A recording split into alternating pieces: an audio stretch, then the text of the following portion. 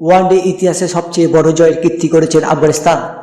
দ্বিতীয় ওয়ানডেতে জিম্বাবুয়েকে মাত্র 54 রানে অল আউট করে নতুন রেকর্ড আফগানিস্তানের। বিস্তারিত থাকছে আজকের প্রতিবেদনে। জিম্বাবুয়ের বিরুদ্ধে 3 ম্যাচের ওয়ানডে সিরিজের দ্বিতীয় ম্যাচে প্রথমে ব্যাট করতে নেমে দুরন্ত শুরু করে সিদ্দিকুল্লাহ অটল ও আব্দুল মালিক। দুজনের অনবদ্য ব্যাটিংয়ে প্রথম উইকেটে জুটিতে তারা যোগ করেন 191, যেখানে ওয়ানডে ক্যারিয়ারে প্রথম সেঞ্চুরি দেখা পেয়েছেন সিদ্দিকুল্লাহ অটল। তার ব্যাট থেকে আসে 104 রান, আর অপরদিকে আব্দুল মালিক করেন 84 রান। এছাড়াও শেষ দিকে অধিনায়ক হাসবুতুল্লাহ সাইদির ব্যাট থেকে আসে 29 রান। নির্ধারিত ওভার শেষে 6 উইকেট হারিয়ে 286 রান তোলে আফগানিস্তান। জিম্বাবুয়ের হয়ে 53 রানে 3 উইকেট নিয়েছেন নিউম্যান নিয়ামহুরি। 287 রানের লক্ষ্য তাড়া করতে নেমে শুরুতে আফগান বোলারদের সামনে দাঁড়াতে পারেনি জিম্বাবুয়ের ব্যাটসম্যানরা। এর ফলে একের পর এক উইকেট হারাতে থাকে জিম্বাবুয়ে।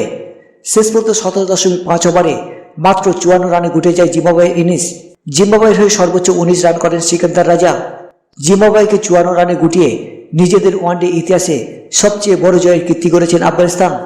এদিন জিম্বাবুয়েকে 232 রানে বিশাল বড় ব্যবধানে হারিয়ে রেকর্ড গড়া জয় পেয়েছেন আফগানিস্তান। এর আগে দক্ষিণ আফ্রিকার বিপক্ষে 177 রানে জয় ছিল আফগানদের। এই জয়ের ফলে 3 ম্যাচের ওয়ানডে সিরিজে 1-0 এগিয়ে আফগানিস্তান। দুই দলের মধ্যে প্রথম ওয়ানডেতে ভেস্তে গিয়েছিল বৃষ্টিতে।